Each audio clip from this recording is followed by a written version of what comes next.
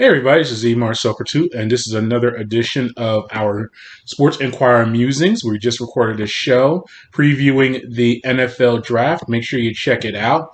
We actually started the show recapping Atlanta's 3-0 loss to the Philadelphia Union in the quarterfinal round, actually the round of 16, no, it was quarterfinals, round of the Bank CONCACAF Champions League. So make sure you hear our review of it. We have audio from Philadelphia manager Jim Curtin as well as Atlanta manager Gabriel Heinze. So make sure that you give that a listen. We also go into the NFL draft, which is tonight, and I have some thoughts on it. General impressions of the draft as we look into it. Look out for the quarterbacks. That's really the biggest thing that to be aware of as you're watching the draft. It's a very unique draft because we may have the first 10 picks, or at least the top 7 or 8, be non-defensive players. There's no elite defensive lineman or a linebacker. Even the defensive backs that you're seeing in mock drafts from J.C. Horn out of South Carolina, even Surtain out of Alabama, those guys may be selected in the teens. So you have a lot of quarterbacks. Obviously, Trevor Lawrence, Justin Fields, Trey Lance, guys that are being looked at a very high level. You have Mac Jones as well. All those guys and Zach Wilson from BYU. All 5 of those guys will be selected most likely in the top 8 or 9 picks. I think there's one that can maybe fall and into the mid-first round and maybe later in the first round. It's Mac Jones, especially if San Francisco does not take him. Now, you can argue that if you get into the teens, maybe at around 11 or 12, maybe someone will trade up and get the quarterback, but I don't think that's going to happen. I think we know the first 2 picks, obviously, with Lawrence going to Jacksonville and Wilson going to the Jets. Number 3 is the wild card. I can make a case and see either Lance, Fields, or Jones being selected. I think that the 49ers would not trade all the way up into the top 5 or in the top 3 just to select Mac Jones, who is the equivalent of Jimmy Garoppolo, who's already on the roster.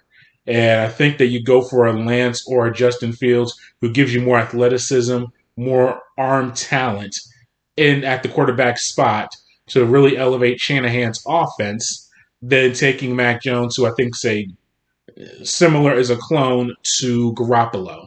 But after that, all bets are off. Number 4 with the Falcons. We were based in Atlanta. We covered them quite a bit. I don't have a clue because you can make the argument that they can go in 3 directions. All the quarterbacks that I've mentioned, if they want to go that route and pick the successor to Matt Ryan, that's an option. Kyle Pitts has obviously has received the most buzz for all the skill players on the offensive end. He could be a selection at tight end. He's probably the best tight end prospect ever. I'm not saying he's going to be the best tight end ever, but coming into the NFL, the top prospect we've seen maybe in a generation or so.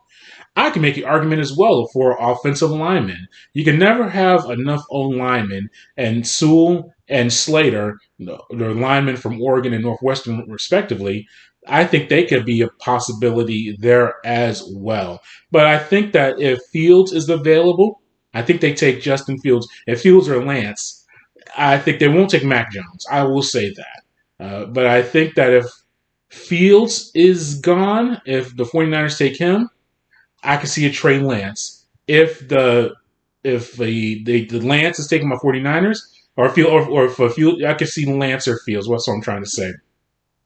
But and Pitts, but I think ultimately they probably will go with Pitts because I think Matt Ryan's not going to be away from the Falcons franchise for the next 2 years, and they don't want to have quarterback on the roster just sitting there. I think they want an impact player, and Pitts fits that category. So I break down a lot more of this on the show, so give that a listen. The Atlanta Dream have opened up their training camp. We go over some of the things going on there with Nikki Collin and Shatori Walker-Kimbrough, a player, for the team. And I break down the NBA playoff picture as we head towards the home stretch of the regular season.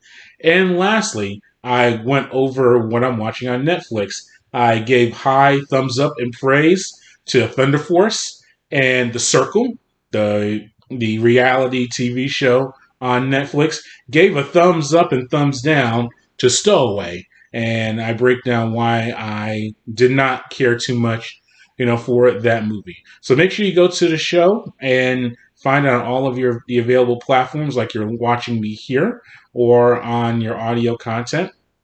And we'll do another Musings tomorrow where we'll recap the NFL draft, probably preview Atlanta facing New England in MLS play, and some more news and notes in the world of sports. So until next time, we'll see you around.